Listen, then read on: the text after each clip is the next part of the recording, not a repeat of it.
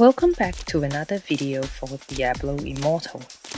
Today we are going to do a review now that beta is over. Let's start with the things that I enjoy from DI beta. The ability to transfer levels, gems, and essence between items makes it easy to create a build that suits your style. The UI lets you compare between the items in the inventory and what you have equipped, making it easy for players to work out which item to keep. Moving into gameplay, I like that for each map there is a core dungeon, random events, and lairs. Hopefully the developers will continue to add and randomize the map to keep things interesting. Even though we are trying to save Sanctuary, DI has another dimension to the game with the inclusion of faction conflicts. This is between Immortal and Shadow. Each faction has additional activities and reward, and I have to say I enjoy being an Immortal more than Shadows, but perhaps that's because Immortal gave me some shiny wings and cape. Looking at the monetary aspect of the game now, many mobile games have Battle Pass, and DI also followed this trend with both free and paid options. The reward seems okay for now, but perhaps can be scaled to the player level to provide incentives to keep playing. The game is free to download, and as such we expect in-game purchases to keep the business viable.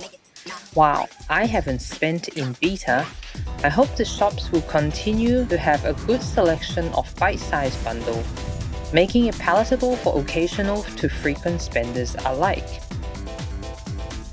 Now onto some of the things that I didn't enjoy. As I mentioned in my previous review, the time required to finish dailies is quite long. There are 8 bounties, and if you are in Immortal or Shadows, then there are additional faction activities that you probably would like to complete. There is also daily Herodric Sanctum and weekly Reliquary raid bosses that give specific rewards. As well, the app control brightness is still there and annoying, and there is still nothing you can do about it. The next point I know is causing a bit of grief for a lot of players, and that is the server lag. This is most noticeable in PvP Battleground, where you will either see others teleporting around or just randomly die from thin air with no one around at all. The next few points are related to timing of things. Given that there is a bit of goodwill being carried forward by the Diablo franchise, the player base is probably not as young as other mobile games. It would be better if events weren't scheduled to end at 10 PM. It is really hard to juggle work, life, and kids all be done before 10 PM. And it pisses me off that the game is making me choose. Why can't I unwind and participate in Vault or other faction or clan activities between 10 PM to midnight or even 1 AM? I'm based on Sydney time, but it is still early in WA, and it really sucks that things finishes so early. Another timing issue is the waiting involved when running dungeons and lair. They're an obvious place to farm, however, from Hell 2 onwards, you need 4 people to begin. And if the majority of the players have already gone past that difficulty, then you're pretty much screwed. An idea could be something like, after 30 seconds of no matches, then auto-generated AI players at the recommended level will join in so you're not left hanging. Another one that requires a lot of waiting around is Battleground. Perhaps some smaller options like 3v3 or 5v5 can be offered, and the availability depends on the amount of active players on the server at the time. Although I prefer PvE gameplay, I can see the lack of PvP option could potentially exclude some people from playing. The beta release only have set battlegrounds time.